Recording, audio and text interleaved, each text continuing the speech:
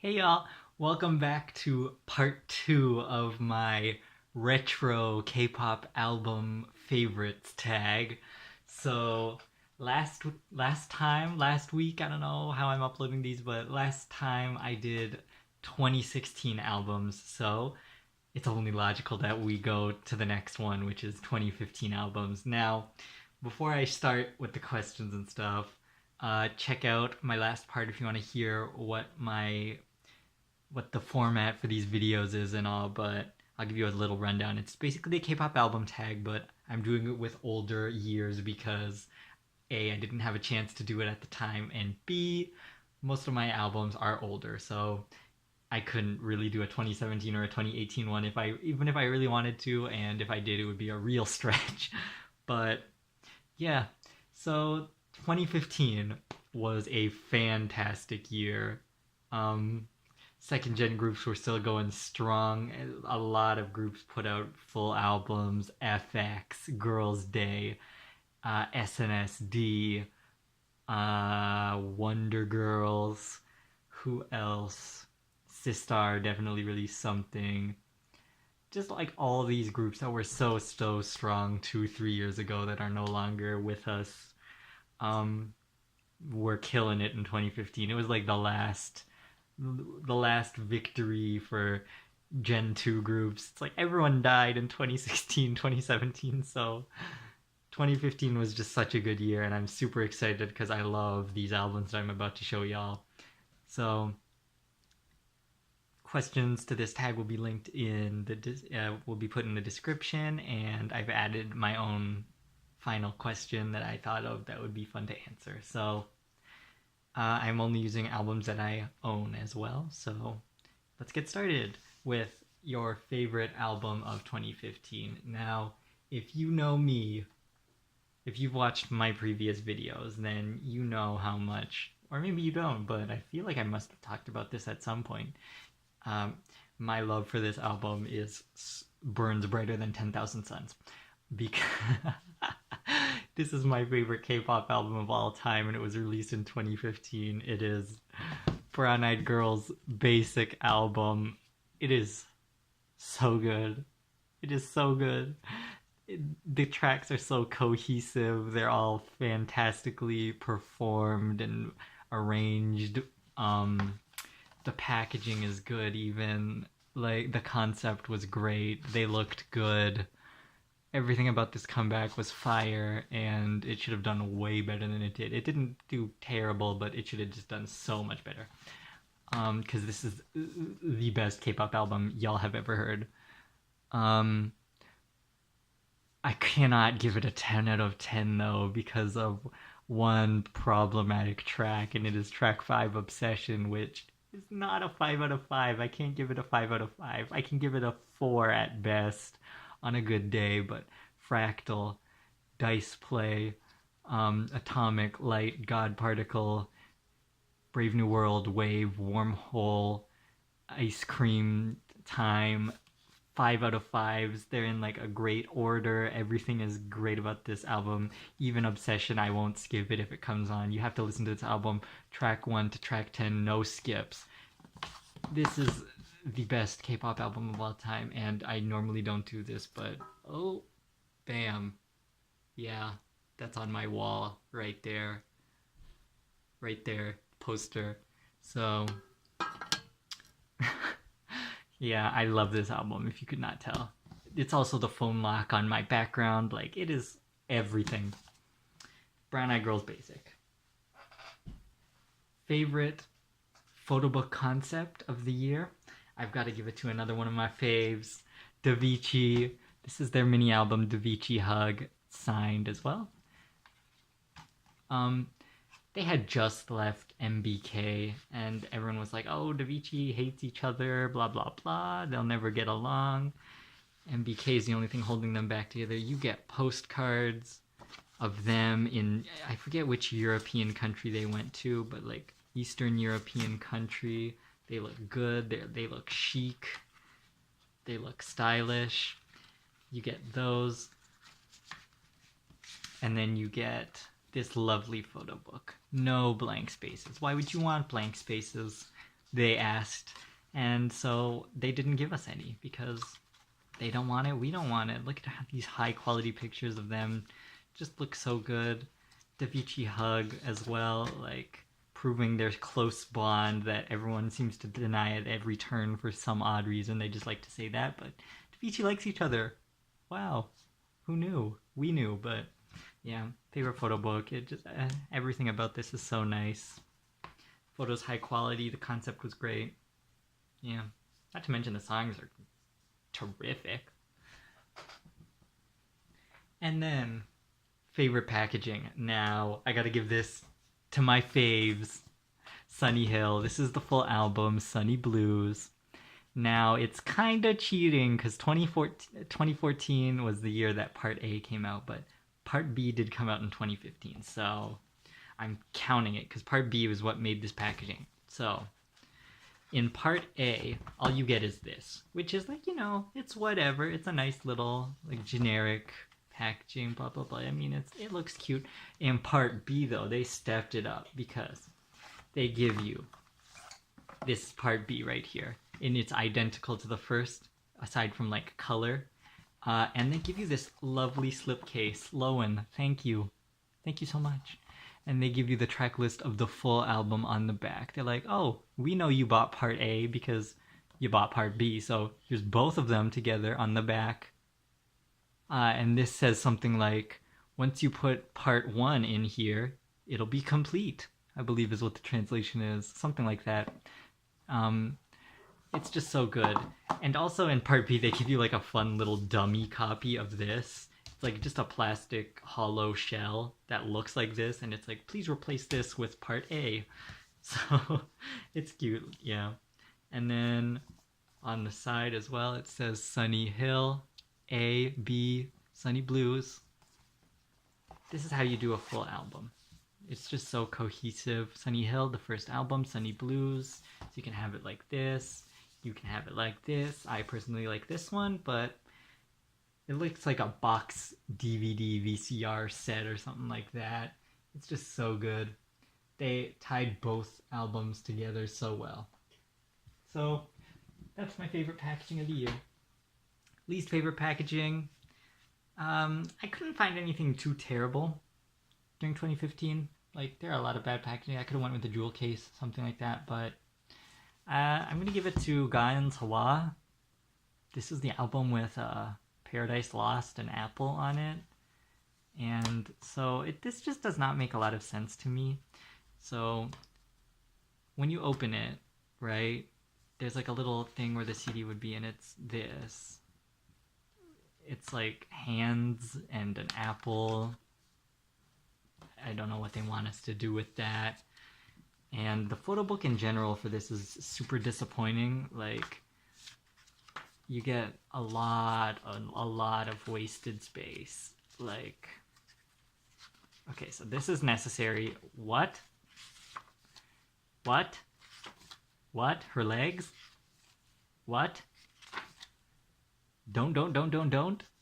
What is this? Super Junior's Don't. Like, I don't need this. What is this? That's lyrics from Apple, but like, and it's just like every other picture is like these weird art drawings, and then like every fifth page maybe you'll get a picture of Gaian. Like, this photo book is just in general, and like the pictures you do get are like, what is this? She's green, y'all. Like, but the good pictures that there are in this album are really good. Like, this is a really nice picture. Why couldn't we have had more of it? And then you've got like this. Like, these are nice pictures, but the wasted space is just like, look at this. Can't we have like a regular picture of this? Because she's killing it, but it's just a really disappointing photo book to me. And then in the back, here's the CD. They do give you this sort of ribbon to like hold your place. I keep it here on the track list because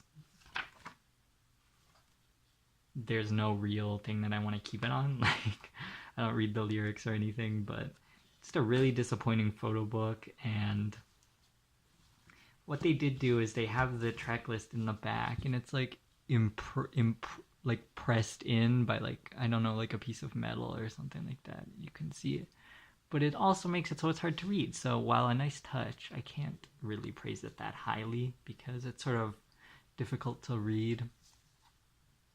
But yeah, unfortunately, worst packaging of the year, but I've definitely seen worse. They tried, or at least I think they did. Favorite album from a rookie group? I have an answer this year. So, one of my favorite groups. It's Up Tension. This is their debut album, Top Secret. I love Up Tension so much. They're my rookies of 2015, and they're a new group that I am so invested in and I love so much. This album was really good. Their debut track, So Dangerous, really, really solid debut. The B-sides are whatever, honestly, but it's just the fact that I love Up Tension so much that I have to give them a shout out because not enough international fans. All their fans are Japanese, let's be real. But yeah, solid debut. They got big, tall pictures. Up Tension albums, they never waste space. That's what I love about them. You get what you pay for with an Up Tension album. No like white space on an album. All nice photo books. It's a weird slipcase made of like cardboard or something, but look it up, Tension Recycling or whatever. So yes, favorite rookie album. Really nice. I did actually have another rookie that I was contemplating a little bit. It was Romeo, but I love Up Tension so much more. So, but I do have a couple Romeo albums. Album that surprised me from this year, it's got to be Fiestar's The Black Label. This is a fantastic release. That came out of nowhere. Like, when was Fiestar releasing music this good? Like, I'm not a huge fan of One More Time, whatever that song's called. No, that's Jewelry. One More Time. Do do do do do do. I apologize sincerely for that. But yeah, One More or whatever that song's called. Their debut Vista was pretty good, but it's like they kept like bouncing around between concepts and never could find something that really suited them. This is what they need to be doing all the time, or needed to. Oh, yikes. Needed to be doing all the time. All the tracks are really good. Hello is good. Today is such a good song. Tight. So tight. Really, really fantastic song. I jam to that song. So Black Label is such a good album. This is the only album my mom has actually said she likes because I play K-pop in the car a lot. And my mom will be like, can we not listen to that? But this time she was like, wow, I wish it was in English. So I think that's the best I'm ever going to get out of her. But yeah, really good album from Fiestar. And they released a Delicate Sense, which I also liked. I don't yet have though. So I'm content with this Fiestar album because it's really good, and it deserves to be more well known as a really good mini album because it is. And then a random shout out that I'd like to give. So I'm using this question to plug my Nugu groups because y'all need to be appreciative. So this is Gavi and Jay's 7th album, Part 1, Hello, for their 10th anniversary. Their 10th anniversary in 2015. They're actually still around, fun fact. So it's not too late to get into them. It's too late to get into the original lineup because Shihyun isn't in the group anymore, but Gavi and Jay is still alive. They had a comeback this year. It was okay. They released a lot of ballads, so if that's your thing, definitely check them out. This album is just so good. The title track, Hello, is like jazz influenced, and it's just such a good song. You won't be disappointed once you hear that song. Got a nice rap feature. Overall solid album. Like the photo book was really good. I like this photo book a lot. They're like in the forest, like forest queens or something like that. It has the title track Hello. The track Thank You has all the past members of Gavi and Jay on it, and it was for their 10th anniversary, so it's like a cute little thank you song. Yeah. They hit their 10th anniversary. I believe they're one of the first girl groups to do that, at least one that had an original member, because I know Jewelry hit 10 years, but no original members. I'm talking like a group of at least 3 or more.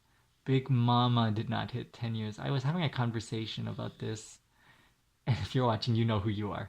Um, but I cannot remember who had made it to 10 years and who had done it in 2015, because I know other people have done it. Brown Eyed Girls did it, but a year later. I think Sheehan was one of the first to last 10 years in a group. Yeah. Go her. She was my bias, so I'm real sad about that. But yeah, really good album. Check it out. Check out the title track. The lives are good too. I really love their voice. Oh, I saw someone that's like, they were trying to describe this group and they were like Solar, Bomb, and I forget who they said Jenny was, but I was like, oh my god, yeah. Because she really looks a lot like Solar to me, and her voice is kind of like Bomb's in that it's like really like, not the best technique, but it's really unique, and I love her voice. I love Bomb's voice too, though. So. And then my last question that I thought I'd insert here is, what album from 2015 do I not yet own that I want to own? So I have a few answers.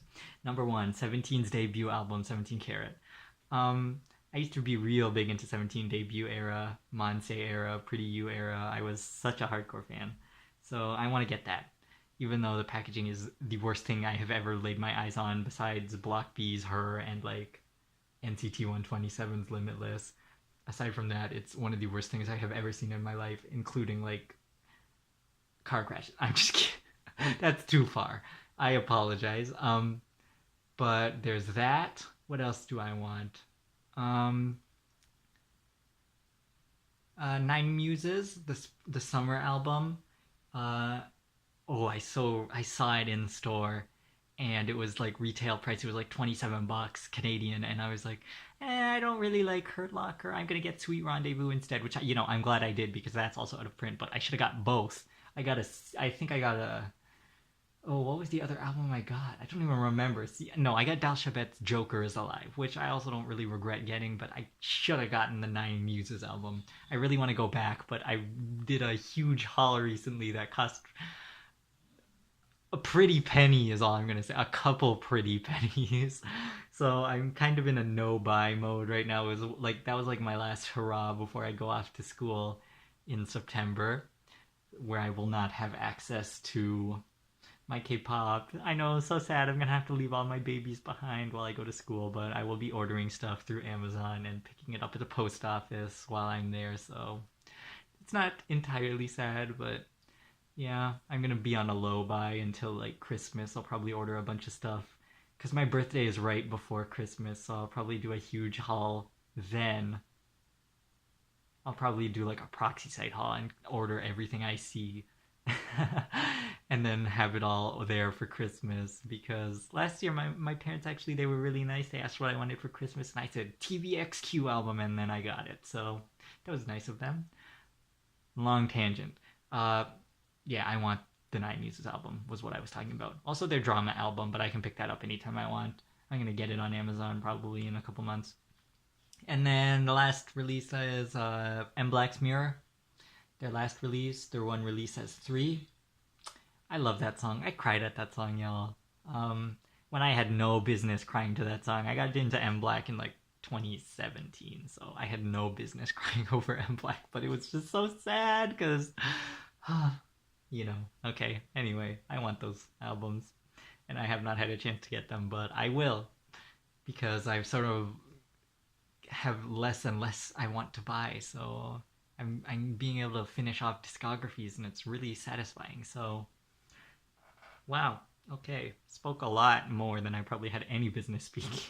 So I will get out of y'all's hair because I don't want this to be a half an hour video of me talking about 2015 K-pop, because I'm definitely going to be doing this in like the 2011 video. Y'all are gonna hear like tears and reminiscing back then. So that's all I really have to say about this K-pop album tag. I will be back probably next week.